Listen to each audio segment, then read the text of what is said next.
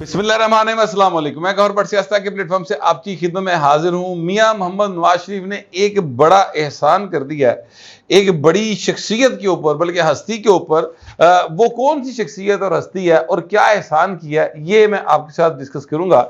लेकिन उससे पहले मैं आपसे गुजारिश करूं कि आज पाकिस्तान की सुप्रीम कोर्ट ने पाकिस्तान के तमाम सियासतदानों को एक उम्मीद की किरण जो है ना, वो दोबारा पैदा कर दी है। और वो उम्मीद की किरण ये पैदा की गई है कि जनाब, आपको याद होगा एक नैब के अंदर तरामीम की गई थी शहबाज शरीफ की हुकूमत की जानिब से, और नैब तरामीम के खिलाफ एक 184(3) के तहत एक केस चला था। और उमर अता बंदयाल साहब जो हैं, उन्होंने जो बनाया था एक क्या कहते हैं बेंच बनाया था, उस बेंच ने इस तरामीम को गैर आईनी करार देकर, आइन से मुतसादम करार देकर कालादम कर दिया था। उसके बाद हुआ ये कि जनाब केस खुलने शुरू हो गए नैब दे विच। जनाब नवाज शरीफ ते केस खुल, हमजा ते खुल, शहबाज ते खुल, जो बंद हो गए हुए थे दोबारा खुलने शुरू हो गए। जरदारी साहब पे खुलो जनाब। अच्छा जी, बड़े यूथी बड़े खुश, वाह जी वाह, ढोल बजा रहे कि क्या बात है, जबरदस्त जबरदस्त हो गया। अच्छा, मैं तो आपस की बात यह है कि कभी भी जो सियासतदान है उनकी जो क्या कहते हैं कारकर्दगी है, वो अवाम के मेयार पे समझता हूँ कि अगर अवाम उनको वोट करके दोबारा लाते हैं तो बस ठीक हो गया। अगर अवाम वोट नहीं करते तो भाजी घर जाओ। लेकिन इसमें यह बात नहीं है कि अगर आपने करप्शन की है तो ये भी अवाम डिसाइड करेंगे। नहीं, अवाम डिसाइड नहीं करेंगे, ये कानून ही डिसाइड करेगा। मगर क्या सिर्फ सियासतदान करप्ट है? फौजी नहीं करप्ट होंगे पाए एवं। वो जो पूछ रहे हैं, वो जो एक बाजवा साहब थे, आप याद कीजिए, वो जो जिनका पापा जोन्स पिज़्ज़ा था, याद करें है जी, उन्होंने कोल इन्ने बड़े पैसे कितों आए? एक किन्नवें ग्रेड का अफसर होएगा, रिटायर हुए 21वें ग्रेड के होंगे, लेफ्टिनेंट जनरल थे। मैं कहा 22वें तो नहीं हो सकते, क्योंकि 22वें का तो शायद होता है वो डिफेंस सेक्रेटरी, और डिफेंस सेक्रेटरी के अंडर होती हैं जनाब सारी फोर्सेस, और सारी फोर्सेस में से एक जो फोर्स है उसका सर्वर होता है चीफ ऑफ आर्मी स्टाफ, और चीफ ऑफ आर्मी स्टाफ के नीचे कई जर्नैल होते, और उन कई जर्नैलों में से एक जर्नल थे जनरल आसिम सलीम, शायद मेरा ख्याल यही नाम था। If I am not correct तो मैं माजरत चाहता हूं अगर मैंने गलत नाम ले लिया तो सर उनके पास अरबों रुपए आ गए। वो भाई पता नहीं कितनी कंपनियां निकल आई, पापा जोन्स पिज़्ज़ा, एर गुलबर्ग भी की एक ब्रांच खुली और मैं देखी। अच्छा, वो जनाब वो भी तो हिसाब किताब होना चाहिए ना कि पैसे कितने है। अगर मियां नवाज शरीफ से ये पूछा जा सकता है कि आपके बेटों के पास इतने पैसे कहां से आए कि उन्होंने लंदन के अंदर वो फ्लैट खरीद ले या घर खरीद ले।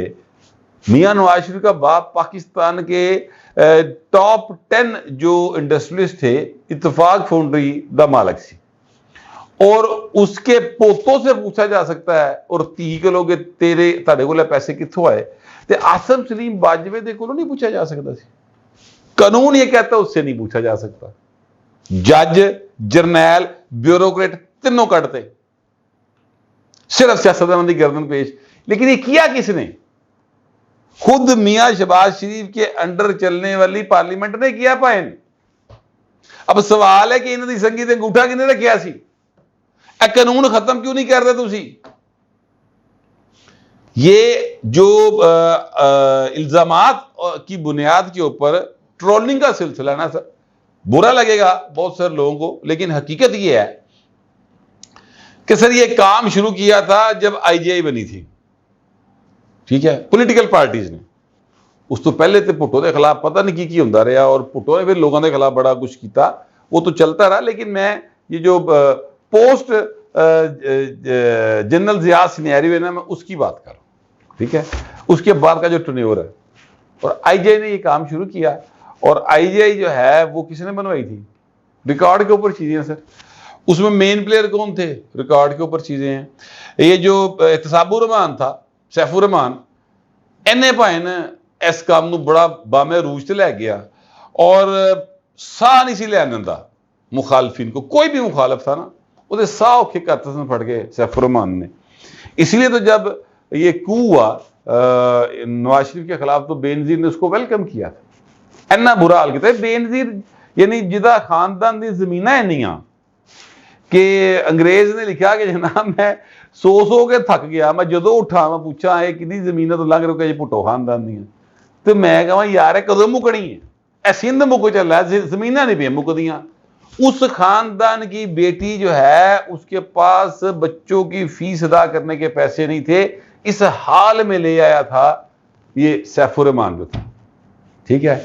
और जब उसने जरदारी साहब के पांव पकड़कर माफी मांगी, ये मैं नहीं कह रहा, ये हमद मीर साहब ने 70 वाली बात बताई है और आज तक इसकी तरदीद नहीं आई, तो जरदारी साहब ने उसको माफ कर दिया। एडा दिल सीधा। खैर जो बात कहना चाह रहा हूं वो और है, वो मैं ये कहना चाह रहा हूं कि ये जो शौक पाला ना मुस्लिम लीग नून ने एहतसाब के अमल को जारी रखने का, इसने मुस्लिम लीग नून को जितना रोल के रखा ना सर, इन्ना ते मेरा ख्याल है कि बाकी भी कोई नहीं रोलिया। मियां नवाज शरीफ, उनकी साहबजादी, उनके भाई, उनके भतीजे, उनकी वो भाभी यानी शहबाज शरीफ की वो बेगम नुसरत शहबाज साहबा जिनका सियासत से कोई ताल्लुक नहीं, शहबाज शरीफ की वो बेटियां जिनका कोई ताल्लुक नहीं सियासत के साथ, लोगों ने नाम ही नहीं सुने हुए हैं, ठीक है, उन सब के ऊपर मुकदमात।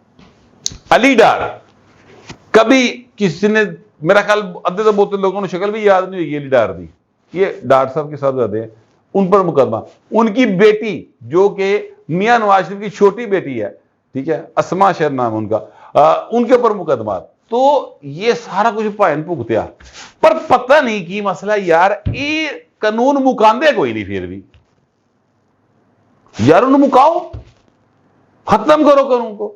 आपने करप्शन की है, अब जाहिर है पैसा जो है वो ऐसे नहीं पड़ा होता खजाने के अंदर के नोटा के ढेर लगे ने तो तुम जनाब काट के जेब ही पा लो, ऐसे नहीं होता। कोई प्रोजेक्ट होता है, उस प्रोजेक्ट में आपको आप प्रोजेक्ट बना के देते हैं, उसकी 36 के करीब कम अज कम मेरा ख्याल है इंक्वायरीज होती हैं, उसके बाद उसकी अप्रूवल होती है, उस अप्रूवल के बाद जनाब ठेकेदार अलाट होता है, ठेका लभदा है, तुसी मैक्सिमम है कर सकते हो ठेकेदार तो जनाब पैसे फड़ लो, मेरा ख्याल इससे ज्यादा कुछ नहीं हो सकता, ठीक है। तो अगर वहां पर करप्शन हुई है तो उसकी कार्रवाई के लिए FIA केड़ी मर्जी दुआ है मुझे बताएं, ये क्यों बनाई गई थी? ये जो एंटी करप्शन के महकमे हैं एक कल ही बनाए गए सन, इसीलिए बनाए गए थे, लेकिन इनके ऊपर एक सुपरा बॉडी बना दी गई और उसको रख दिया गया नाब नैब, यानी नैब का अदरवाइज मतलब होता है दबोचना, लेकिन यह है कि नेशनल अकाउंटेबिलिटी ब्यूरो का उसको नाम दे दिया गया। उत्ते वर जस्टिस जवेद इकबाल वर्गे करैक्टर ले आके बात थे वो सरता पाँव वाले, ठीक है। तो सारा कुछ भाई ना ये आप ही कर रहे हैं, फिर आप ही चिक्का मार दे। जब 18वीं तरमीम हो रही थी उसका पीपल्स पार्टी ने कहा कि नैब का कानून खत्म कर दियो, नवाज शरीफ ने कहा खबरदार, किसी ने हाथ भी लाया उस पास, उन्होंने कहा 62-63 खत्म कर दें, उन्होंने कहा खबरदार को तकिया उस पासे, तो भाइन दोवां केसां च भाइन फसे जे, ऐ मैं तुहानूं हुणी दस रहा, ठीक है।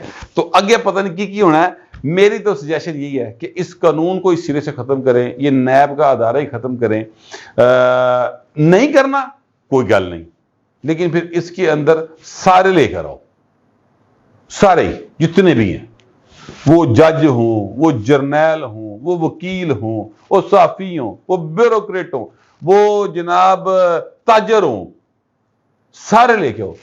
अब जो है वो सिर्फ सियासतदान फास दे जे, बाकी सारे कड्डे ने, पता नहीं ये क्या मंतक है, मेरी तो समझ तो बाहर है। बहरहाल मैं आपसे गुजारिश करूं कि मियां नवाज शरीफ साहब ने इस हवाले से कुछ सबक सीखा या नहीं सीखा, ये तो तब की बात होगी जब वो हुकूमत में आएंगे, और हुकूमत तभी आएंगे जब लोग उनको वोट देंगे।